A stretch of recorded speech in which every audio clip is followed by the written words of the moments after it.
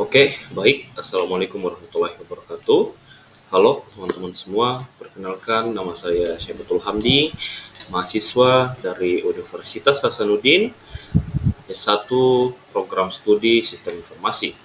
Dan untuk melengkapi tugas dari mata kuliah Sistem Basis Data, maka dari itu saya akan membuat video penjelasan mengenai apa itu basis data.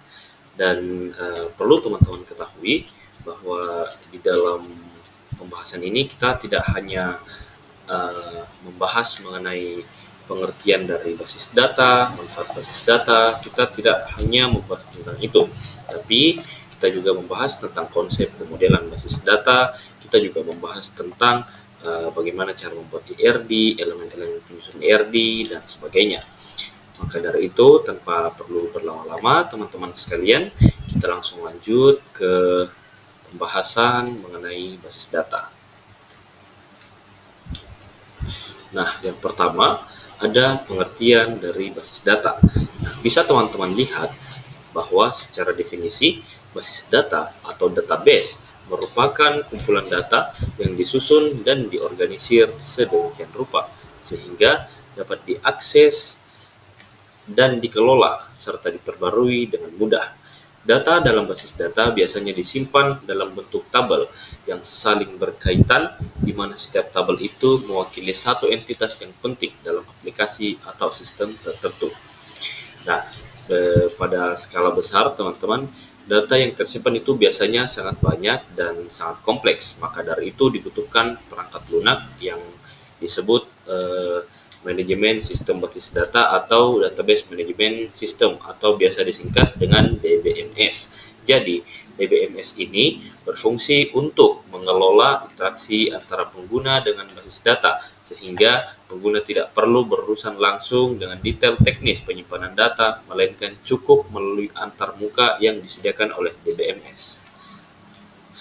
Lanjut teman-teman sekalian.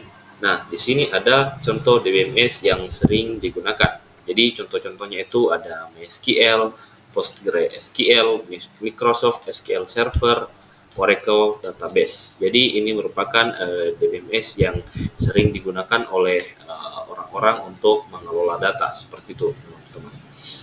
Nah, lanjut pada manfaat penerapan basis data.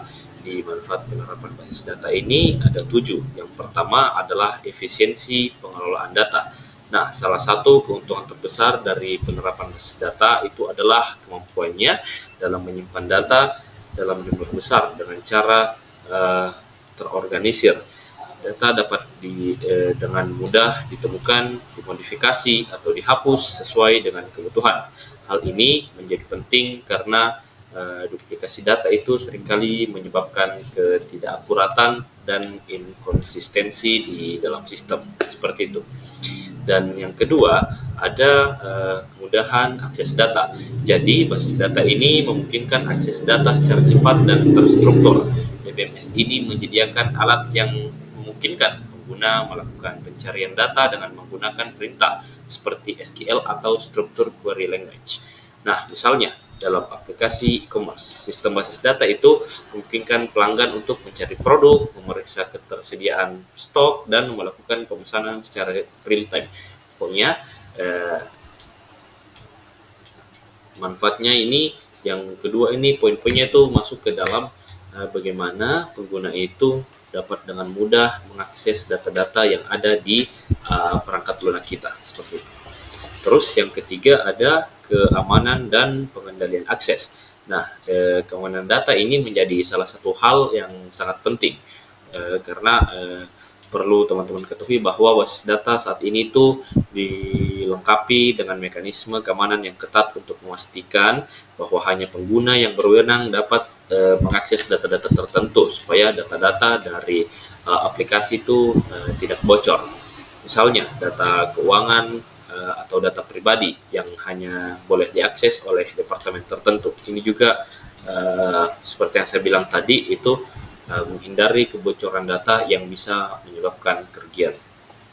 Nah, untuk selanjutnya ada pengelolaan data terpusat. Jadi, basis data itu memungkinkan pengelolaan data secara terpusat. Artinya, Seluruh data perusahaan atau organisasi dapat dikelola dari satu tempat dan semua departemen di dalam perusahaan bisa mengakses data tersebut sesuai dengan kebutuhan mereka. Hal ini mempermudah pemantauan dan pemeliharaan data serta menjamin integritas data di seluruh organisasi. Yang kelima, ada dukungan dalam pengambilan keputusan. Nah, dalam organisasi itu, basis data ini digunakan sebagai sumber utama untuk pengambilan keputusan. Dengan basis data yang terorganisir, laporan yang akurat dan relevan dapat dibuat dengan cepat. Contoh penggunaannya adalah dalam dunia perbankan, di mana analisis transaksi nasabah digunakan untuk menentukan strategi pemasaran yang lebih tepat sasaran. Nah, untuk yang keenam yaitu peningkatan produktivitas. Jadi, dengan basis data teman-teman, karyawan atau pengguna dapat melakukan pekerjaannya dengan lebih mudah, cepat, dan efisien. Misalnya, diselesaikan dalam hitungan detik dengan menggunakan basis data. Ini memungkinkan perusahaan atau organisasi untuk meningkatkan produktivitas mereka secara keseluruhan. Nah, untuk yang terakhir ada interoperabilitas antar aplikasi. Jadi, basis data itu memungkinkan berbagai aplikasi yang berbeda untuk saling berbagi dan berinteraksi dengan data yang sama. Sebagai contoh, dalam sistem manajemen rantai pasokan, aplikasi untuk manajemen inventaris dapat berkomunikasi dengan aplikasi manajemen keuangan menggunakan data yang sama sehingga mengurangi risiko kesalahan dan meningkatkan efisiensi operasional. Nah, jadi itu adalah 7 manfaat dari penerapan basis data. Nah, perlu juga teman-teman ketahui bahwa basis data itu adalah fondasi utama dalam sistem informasi modern yang memungkinkan organisasi mengelola data secara terstruktur, efisien, dan aman. Dengan bantuan sistem manajemen basis data atau DBMS, perusahaan dapat menyimpan, mengakses, dan memperbarui data secara cepat dan tepat. Penerapan basis data membawa banyak sekali manfaat, mulai dari peningkatan efisiensi operasional, kemudahan dalam pengambilan keputusan, hingga keamanan data yang lebih baik.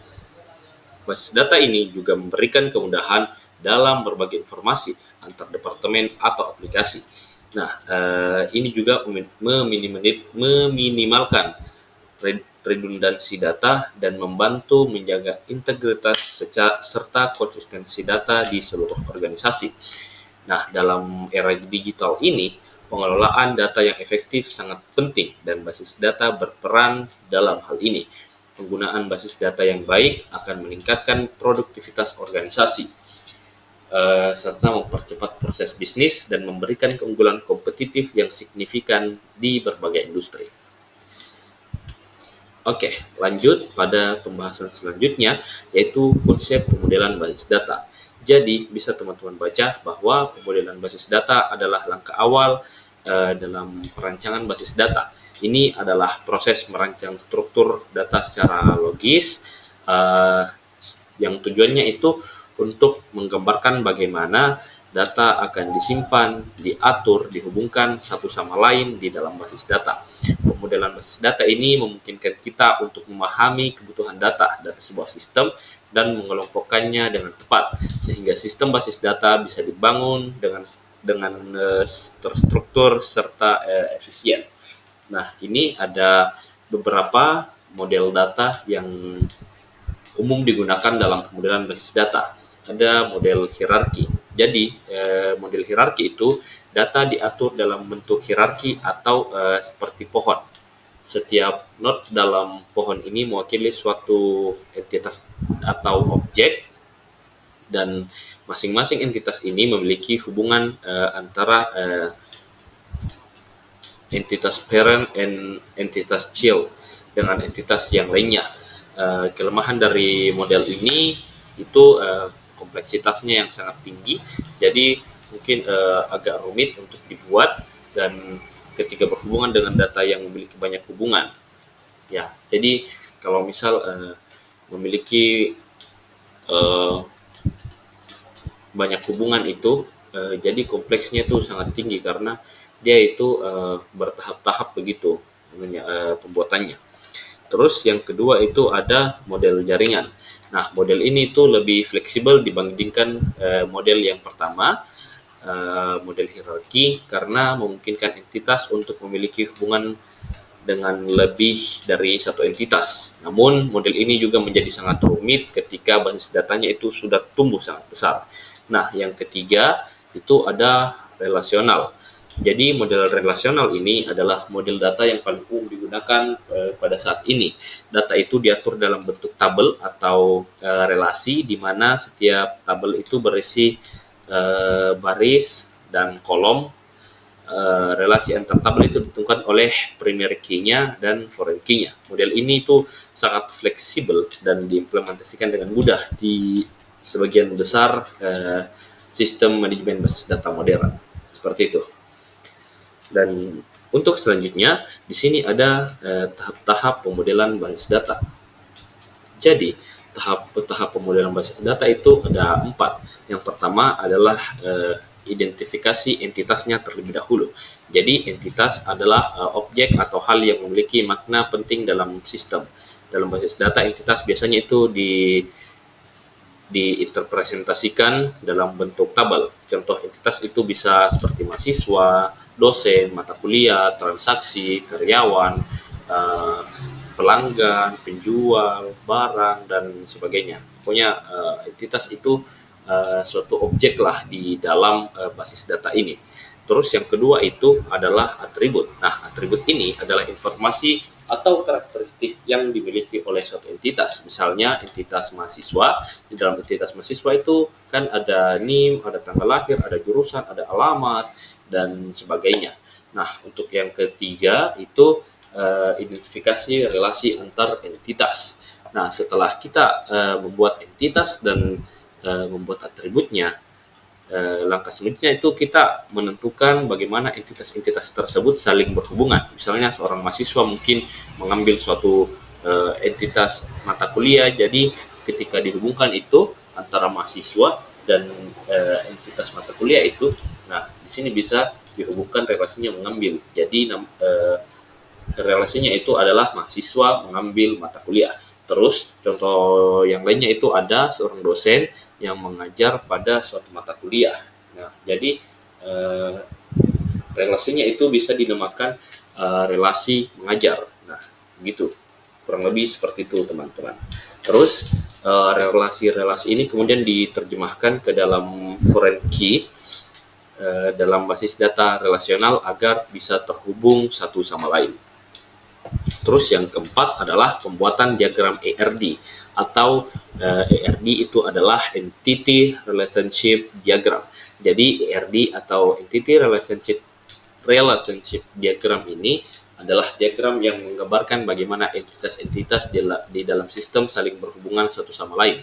ERD juga menampilkan atribut dari setiap entitas dan relasi di dalam ERD itu entitas biasanya direpresentasikan dengan kotak. Jadi entitas itu kotak, atributnya itu bentuk oval dan relasinya itu membentuk belah ketupat, teman-teman. Nah, jadi ERD ini menjadi alat yang sangat penting dalam pemodelan basis data karena memberikan visualisasi yang mudah dipahami dengan struktur basis data sebelum diimplementasikan secara langsung di dalam aplikasi. Dan pemodelan basis data itu sangat penting dalam perancangan sistem informasi yang baik karena menentukan bagaimana data diatur, disimpan, dan dihubungkan satu sama lain.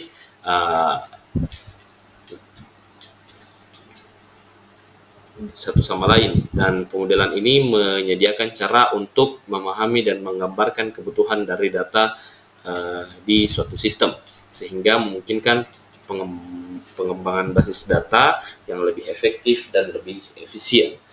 Nah, menawarkan beberapa pendekatan pemodelan basis data itu seperti model hierarki, jaringan, dan relasional menawarkan berbagai cara untuk menangani struktur data yang berbeda-beda. Jadi model rasional itu yang paling banyak digunakan, yang seperti saya katakan tadi, model rasional itu paling banyak digunakan karena ini bisa sangat efisien selain efisien itu juga memudahkan pemeliharaannya di masa depan dengan identifikasi entitas, atribut, dan relasi yang tepat serta pembuatan diagram ERD yang jelas. Pengembang dapat memastikan bahwa basis data itu dirancang dengan mempertimbangkan kebutuhan sistem dan penggunanya dalam jangka waktu yang sangat panjang. Dan lanjut untuk pembahasan selanjutnya, yaitu ada elemen-elemen penyusun ERD atau Entity Relationship Diagram beserta notasinya. Jadi ERD itu definisinya secara langsung, ERD itu adalah alat grafis yang digunakan untuk memodelkan data secara konseptual. Jadi ERD ini menunjukkan entitas, atribut, relasi, dan aturan-aturan yang mendefinisikan hubungan antar data di dalam suatu sistem. Jadi ini adalah elemen-elemen di dalam ERD. Yang pertama itu ada entitas. Jadi entitas itu adalah sudah saya katakan tadi bahwa entitas adalah objek yang diwakili oleh data di dalam basis data.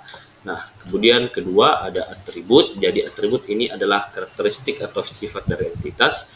Dan yang ketiga ini adalah relasi. Relasi itu adalah hubungan antar entitas yang menjelaskan bagaimana dua atau lebih entitas itu saling berhubungan. Dan yang keempat ini ada cardinality and participation. Jadi cardinality ini menunjukkan jumlah minimum dan maksimum entitas yang dapat berpartisipasi dalam suatu relasi. Misalnya, relasi yang mengambil antara mahasiswa dan mata kuliah memiliki cardinality 1, yang berarti satu mahasiswa dapat mengambil banyak mata kuliah, tetapi satu mata kuliah mungkin bisa diambil oleh banyak mahasiswa.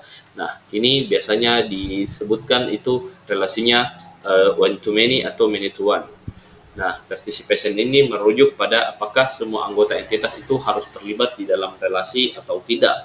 Jika wajib, maka relasinya itu bersifat total participation, dan jika tidak wajib, maka relasinya itu disebut oleh partial participation. Nah, selanjutnya ada notasi ERD. Jadi, notasi ERD itu sudah saya katakan juga tadi bahwa bentuk kotak itu adalah entitas, bentuk kotak persegi panjang. Nah, untuk oval atau lingkaran kecil itu adalah atribut yang terhubung dengan entitas. Nah, untuk relasi, bentuknya itu adalah belah ketupat yang menghubungkan dua atau lebih entitas. Nah, untuk primary key ini biasanya ditandai itu dalam entitas itu ditunjukkan dengan garis bawah atau underline. Nah, untuk foreign key itu atribut yang berasal dari entitas lain itu digunakan untuk membuat relasi antar entitas. Misalkan kita memiliki sistem akademik sederhana di sebuah universitas. Nah, contohnya itu seperti ini. Nah, misalkan kita memiliki sistem akademik sederhana di sebuah universitas di mana ada entitas, mahasiswa, dosen, dan mata kuliah. Setiap mahasiswa itu dapat mengambil beberapa mata kuliah dan setiap dosen itu dapat mengajar beberapa mata kuliah juga.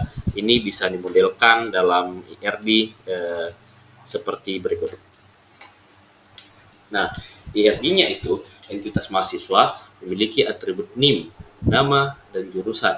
Dan entitas dosen itu memiliki atribut NIDN, nama, dan departemen. Nah, untuk entitas mata kuliah ini memiliki atribut kode mata kuliah, nama mata kuliah, dan SKS dari mata kuliah tersebut. Nah, untuk relasinya mengambil antara mahasiswa dan mata kuliah. Jadi, mahasiswa ini belajar tentang mata kuliah. Terus relasi mengajar antara dosen dan mata kuliah.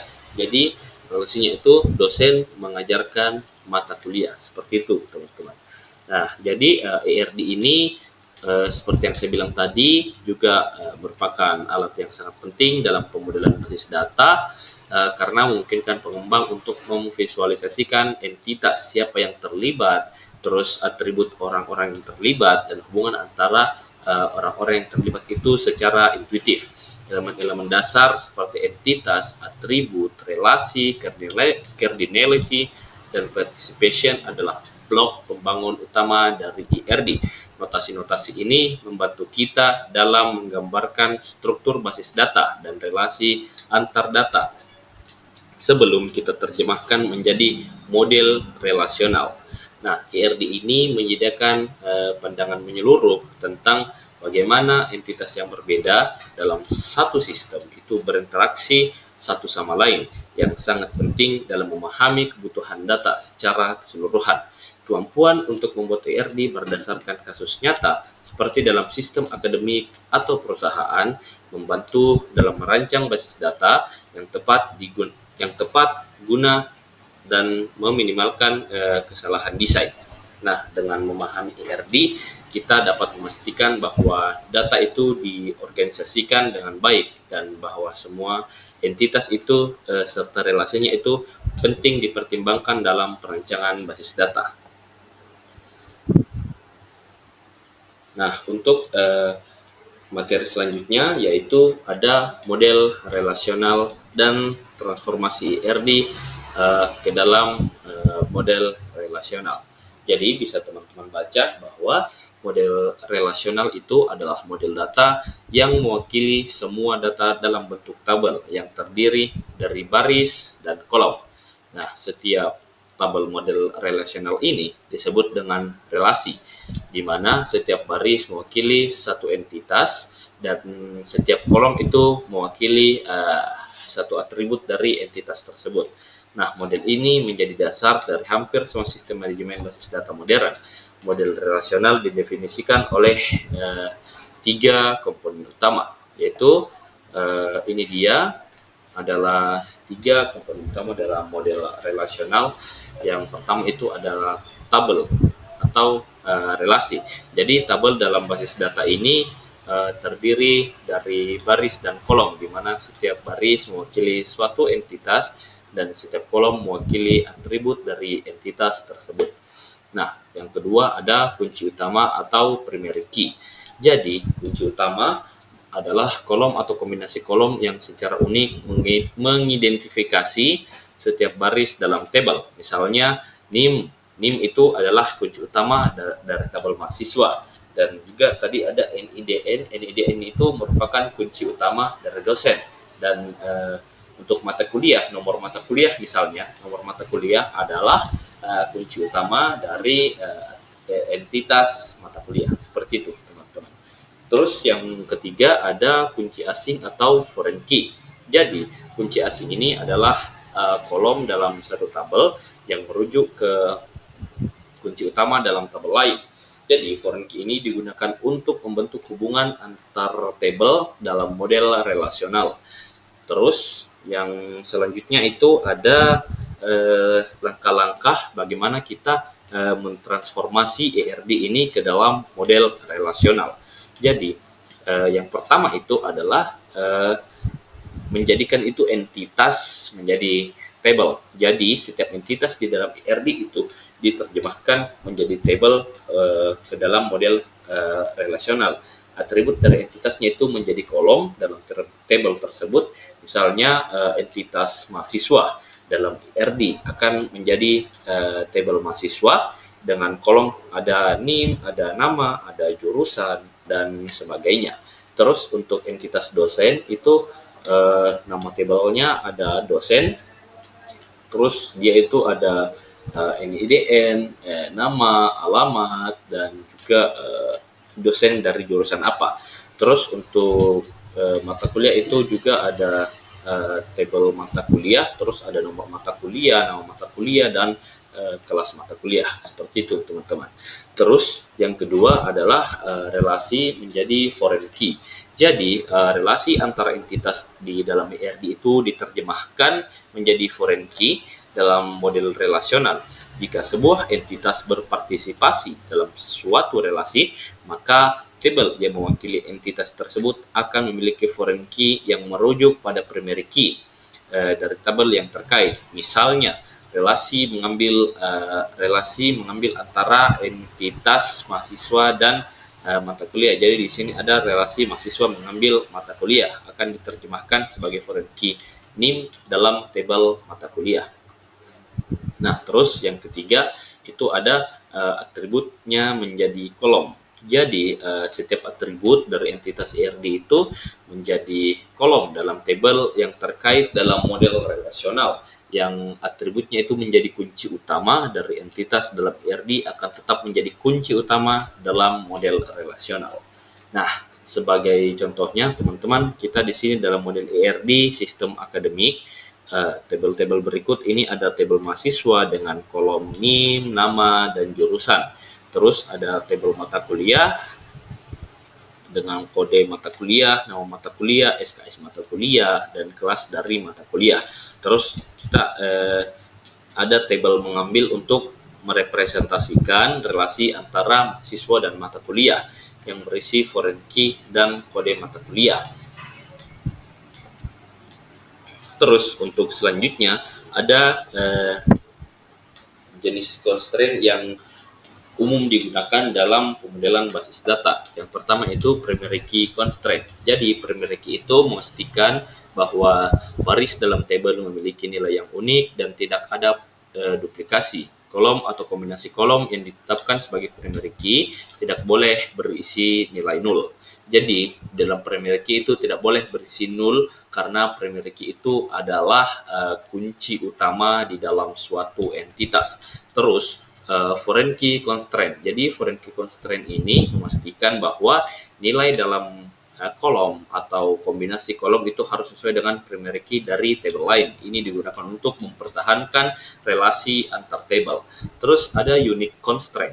Jadi unique constraint ini adalah digunakan untuk memastikan bahwa tidak ada dua baris dalam tabel yang memiliki nilai yang sama dalam kolom atau kombinasi kolom tertentu selain kolom primary key. Jadi misal ada email dari mahasiswa.